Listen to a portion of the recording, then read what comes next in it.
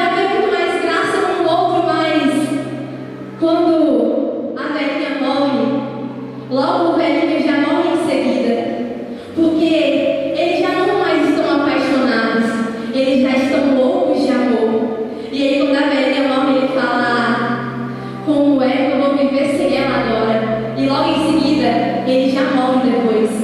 Isso é amor. Eles já não conseguiam mais dar recompensa um pro outro. Eles eram já um casal de velhos que já não tinha mais relação sexual, mas o que ele viu nela estava dentro do coração. Então não importava mais se ela ia dar recompensa ou não para ele. O que importava era o amor de um pro outro. O Padre Paulo Ricardo vai contar uma história de que quando ele era um grupo de jovens, ele tinha um amigo. Eles eram dois jovens, e aí aquele amigo dele arruma uma namorada, se casa. O Padre Paulo então vira um sacerdote, e depois aquele rapaz ele vai se aconselhar com o Padre Paulo Ricardo, e ele fala assim: padre, eu acho que eu fiz a maior burrada da minha vida. E o padre fala assim: por que, meu filho? E ele fala assim: eu acho que eu casei com a pessoa errada. Mas por quê? Porque já não existe mais sentimento. E o Padre Paulo Ricardo fala assim: mas ninguém te avisou que o sentimento iria passar? O sentimento passa. O sentimento ele vai embora. O que permanece é o amor. Um casal, eles estão casados, eles dormem um do lado do outro. E quando acorda, mano, sempre tem um bafo ali. Eles já viram o outro fedendo, mas eles já estão loucos de amor um pro outro. E para eles já não importam mais, porque agora eles se amam. E o amor, diferente da paixão, supera a imperfeição. A paixão ela não é capaz de superar a imperfeição, mas o amor ele supera a imperfeição. É como Deus, sabe, que nos olha e ele nos vê miseráveis, pecadores, falhos, e mesmo assim ele nos ama, porque Deus, ele não é só apaixonado por mim e por você. Deus, ele é louco de amor por mim e por você.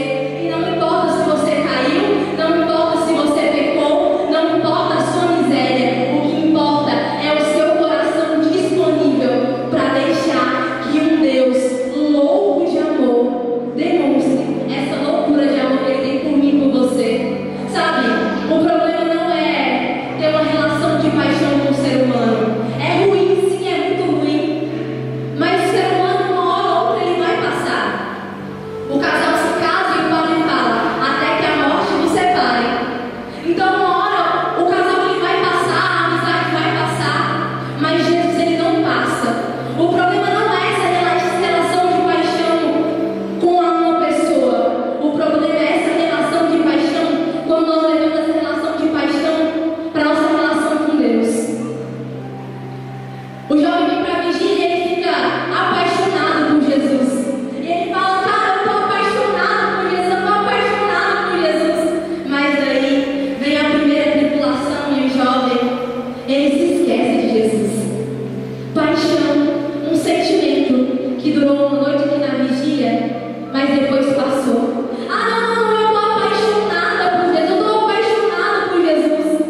Mas quando você chega na sua escola, na sua roda de amigos, você não consegue testemunhar Jesus. E aí você começa a entrar na onda dos seus amigos. Paixão, um sentimento, logo passou. Ah, não, eu estou apaixonado por Jesus. Ah, eu fui na vigília, o fogo desceu, eu estou apaixonado por Jesus. Mas aí, a gente chega no nosso quarto, tranca a nossa porta, e aí a gente vê pornografia assim na sua, porque já não tem mais ninguém nos olhando. Paixão, um sentimento que vem aqui na vigília e logo passou. Mas hoje tem no meu coração uma certeza. No meu coração hoje tem uma certeza de que nós entramos aqui nessa vigília até apaixonados por Jesus, mas nós sairemos daqui completamente loucos por Jesus, amém?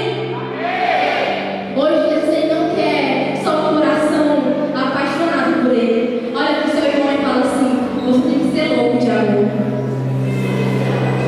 Cara, eu sou jovem, eu sei como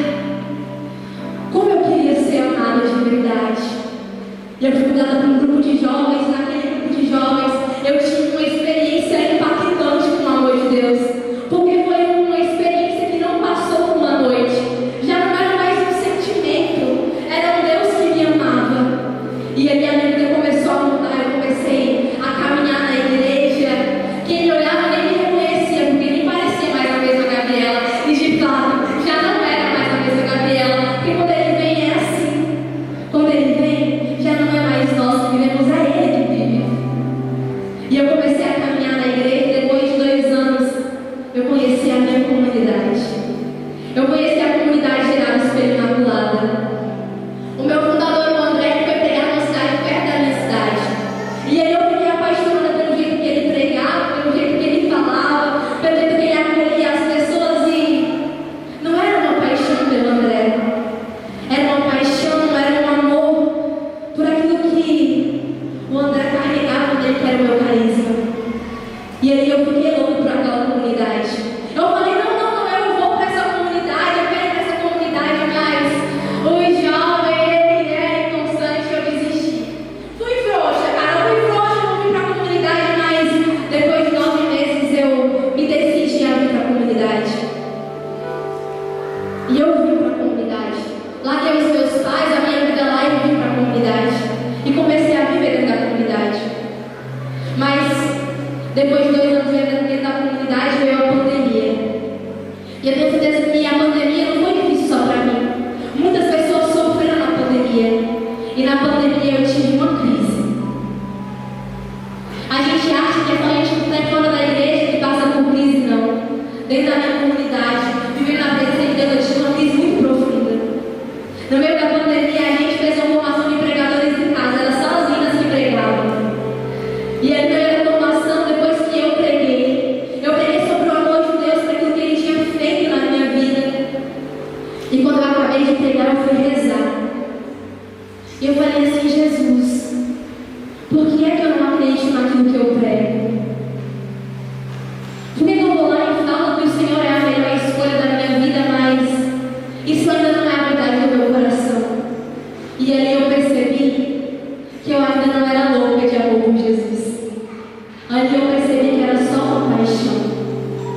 Eu estava só apaixonada por Jesus, porque eu vivia dentro da igreja, eu vivia dentro da comunidade, mas olhando para fora, querendo voltar para a minha vida velha, para a minha vida antiga, porque eu via os meus amigos postando foto nas festas, nas baladas, e eu falava, será que lá não é melhor do que estar aqui? Talvez você que é jovem também passa por isso, tem os seus conflitos de olhar para o mundo e falar, será que o mundo é melhor? E eu passei por isso dentro da comunidade. Naquela noite eu fiquei desesperada. E eu chamei o meu fundador para conversar. E ele falou assim, filha, amanhã a gente conversa. E no dia seguinte o meu fundador me chamou para conversar na capela. Cara, quando o Funda chama para conversar na capela, se prepara. Não, o Funda chamou para conversar na capela, se prepara. E ele me chamou para conversar na capela. E aí nós tivemos uma conversa maravilhosa, dura, mas muito boa. O André começou a me fazer vários questionamentos. Ele começou a me perguntar, filha, como é que você pode achar que a vida que você vive hoje por Jesus é melhor do que você, é pior do que a vida que você vivia no mundo? Como você pode achar que a vida que você vivia no mundo é melhor do que a vida que você vive por Jesus hoje? E o André falava e aquilo ia entrando no meu coração.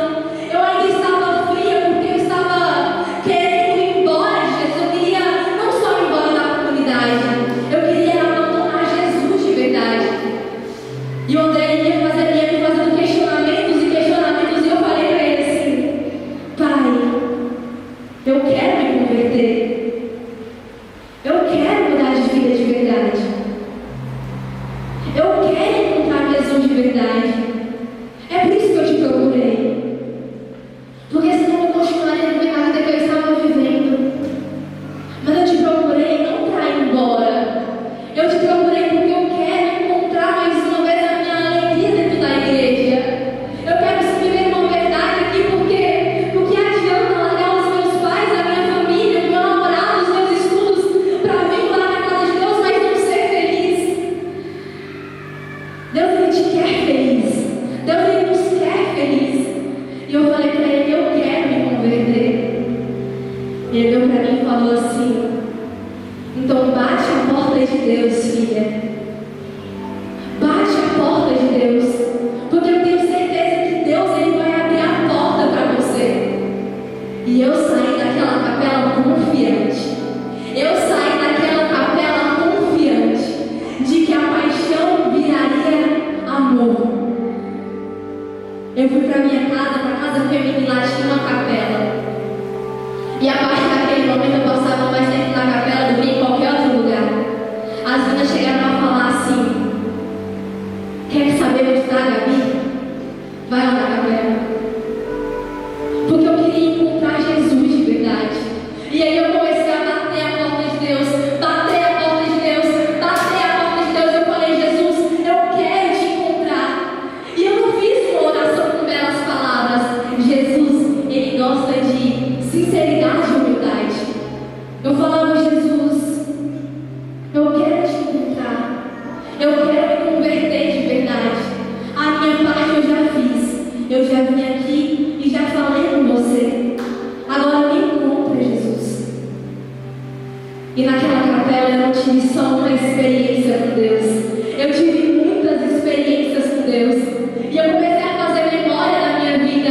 Eu comecei a lembrar daquilo que eu vivia no mundo. E eu falei: ai, Gabriela, como você é boba. Você se esqueceu que depois das drogas, o que restava no seu coração era só um sentimento de ser incompleta. Você se esqueceu de que depois que você enchia a sua cara nas baladas, você chegava na sua casa, você vomitava.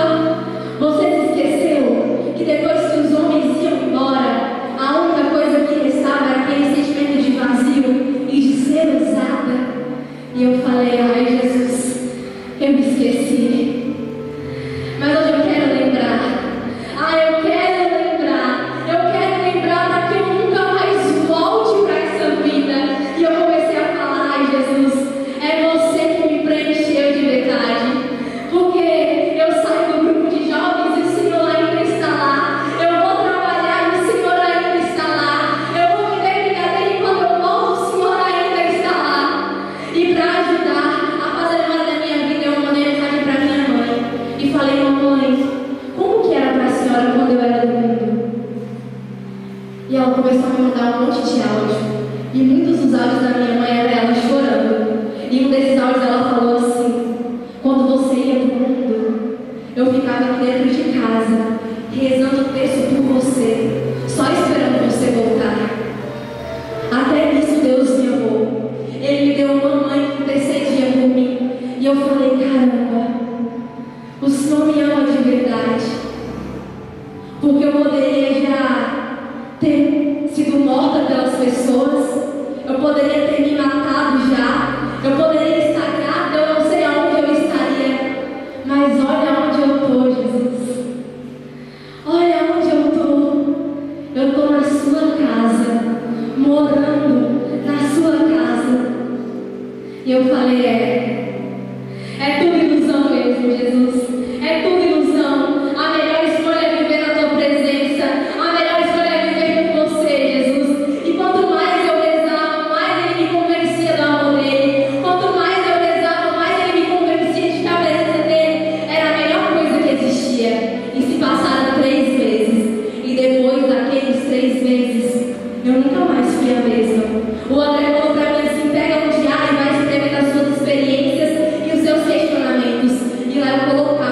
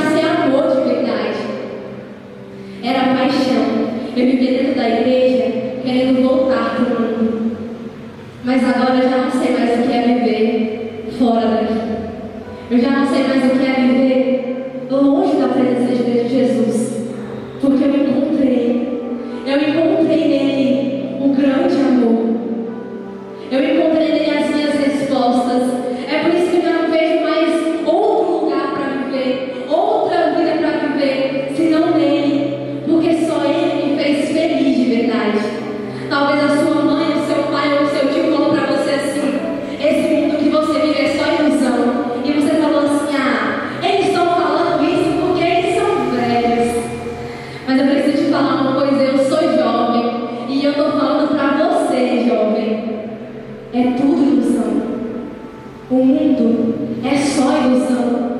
O mundo é só paixão. Na hora vai ser bom, mas depois vai passar. A única coisa que permanece, a única coisa que permanece de verdade é o amor. É por isso que nós precisamos viver no amor. E é por isso que eu sou apaixonada por essa passagem que diz lá em Filipenses 1:21. Porque para mim, o viver é Cristo e o morrer é lucro. Quem escreve essa passagem é São Paulo, um ex-perseguidor de cristãos. E é muito louco você imaginar que quem escreve isso é um homem que perseguiu os cristãos. São Paulo ele nasceu por volta do ano 4, 5 depois de Jesus. Então ele viveu na mesma época ali de Jesus. Ele era um judeu, mas ele não nasceu em Jerusalém. Ele nasceu na Turquia, em Tarso. E como um bom judeu, todos eles eram homens tementes a Deus, apaixonados, obcecados pelas leis. E conforme eles iam crescendo, eles iam avançando nos estudos da lei, das coisas de Deus. Com 5 anos eles começam a estudar as leis. E com São Paulo não foi diferente. Ele era um judeu e com 5 anos começa a estudar as leis. E depois, com 12 anos, na sua adolescência, eles começam a ir para o templo para estudar a lei legítima. E com ele não foi diferente. Na sua adolescência ele vai para Jerusalém estudar a lei. E ali ele começa a estudar com um grande homem, Gamaliel, um homem muito sábio. É muito louco pensar que ali Deus tinha preparado já o melhor para o seu apóstolo, o melhor estudo para o seu apóstolo, porque ele sabia que um dia o seu apóstolo falaria em nome dele. E São Paulo então começa a viver no mesmo tempo de Jesus. E por volta do ano 33, Jesus então morre. Ele morre, ressuscita e sobe aos céus. E aí então o cristianismo começa a se dividir. Vem Pentecostes e no mesmo dia de Pentecostes, 3.000 pessoas convertem, são batizadas. E aí então começa a perseguição aos cristãos. E para um judeu que era muito temente a Deus, eles olhavam para Jesus e falavam assim: como que pode ele ser um homem bom e piedoso, se sendo homem diz ser Deus? E aí então eles começam a perseguir aqueles que seguiam Jesus. E São Paulo, como um bom judeu semente a Deus, foi um dos primeiros a aprovar a perseguição aos cristãos. Então ali começa a grande perseguição aos cristãos. Os cristãos então, eles são espertos, os cristãos são os melhores. Eles começam a perceber que eles estavam sendo perseguidos. E eles começam a fugir nas cidades vizinhas. E São Paulo então vai atrás desse povo para perseguir os cristãos. São Paulo é aquele homem que diz, que cumpre aquela profecia que Jesus diz: muitos vos perseguirão, vos matarão e acharão que estavam prestando culpa a Deus. Eles pegaram aquele caminho porque eles achavam que eles estavam honrando a Deus, porque eles eram homens tementes a Deus, tementes à lei. Então São Paulo começa a perseguir os cristãos. E ele então vai para Damasco. E no caminho de Damasco, aquele homem achou que ele perseguiria os cristãos, que ele encontraria os cristãos, que mataria os cristãos. O que Saulo, né? Porque ele ainda era Saulo. O que Saulo não sabia é que no meio daquele caminho existia uma voz. O que ele não sabia é que no meio daquele caminho existia um clarão.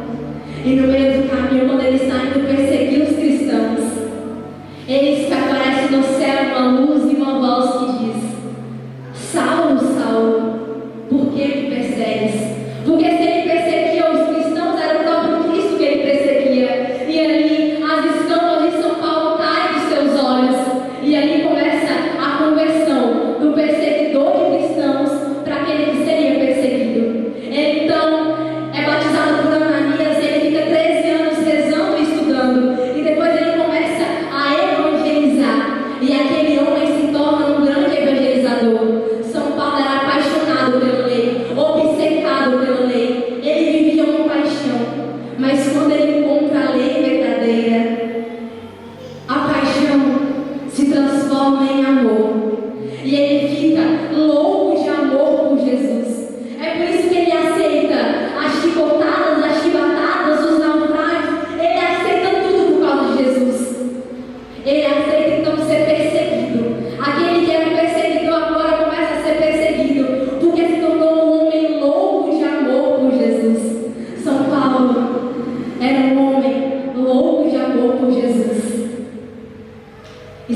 foi São Paulo no final da vida.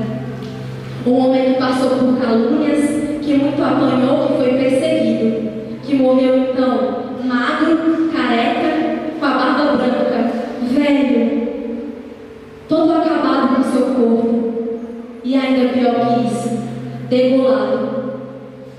Um homem que morreu por causa de Jesus. É por isso que aqui ele escreve que para ele viver é bom, que morrer é lucro, porque para ele já não importava mais se ele vivia ou se ele morria, porque se ele vivesse era para Jesus que ele ia viver, mas se ele morresse era por Jesus que ele ia encontrar. Um homem que se tornou o homem mais louco de amor por Jesus. É isso que o amor faz. O amor não é só uma paixão que passa. O amor vai até o fim. O amor vai até a loucura. Olha para o seu irmão e fala assim: você tem que ir até a loucura. E você pode estar falando assim: ah, São Paulo ele só foi louco de amor por Jesus porque ele era um velho. Porque ele era um velho, tinha vivido já a sua vida. É por isso que ele era um homem louco de amor por Jesus. Mas, cara, nós é jovem. E amor também é coisa de jovem. Amor não é só para quem é velho. Amor é coisa de jovem também. Eu posso te provar. Carlos, um jovem de 15 anos que mudou a realidade aonde ele morava. O Papa Francisco olhou para ele e falou assim: este jovem é um exemplo para os jovens. Um jovem louco de amor por Jesus. Santa Teresinha do Menino Jesus, 24 anos, novinha, entrou no convento com 15 anos, uma jovem louca de amor por Jesus. O amor é coisa de jovem. Bate no seu peito e fala assim: o amor é para mim. São Domingos Sábio queria ser sacerdote santo. Um jovem de 15 anos já queria ser sacerdote santo. Ele não conseguiu ser sacerdote, mas ele conseguiu ser santo. Ele foi aquele que disse assim: antes morrer do que pecar.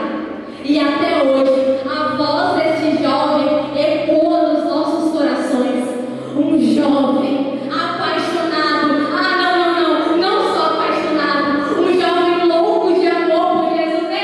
Amor é coisa de jovem. Amor é para mim e para você. Nós precisamos ser os jovens mais loucos de amor por Jesus. Porque Jesus, ele foi louco de amor por mim e por você. Quando ele se entrega naquela cruz, ele saberia que eu e você maltrataríamos ele. Jesus, ele sabia que nós iríamos cuspir na cara dele. Jesus sabia que eu iria sair com os homens. Ele sabia que eu iria para as baladas. Ele sabia que eu iria usar drogas. Ele sabia. Mas mesmo assim, ele aceitou morrer por mim. E não importa a sua miséria, não importa como você chegou aqui, quem é você, não importa. O que importa é que existe um Deus que é louco de amor por você. E já não basta nós vivermos de paixão em paixão. Nós precisamos ser os jovens, as mães, os pais, mais loucos de amor por Jesus. No começo da pregação eu falei que a nossa geração, ela é uma geração inconstante. E eu fico muito mal quando eu vejo uma pessoa mais velha, para não dizer velha, quando eu vejo uma pessoa mais velha falando assim: ah, essa geração aí é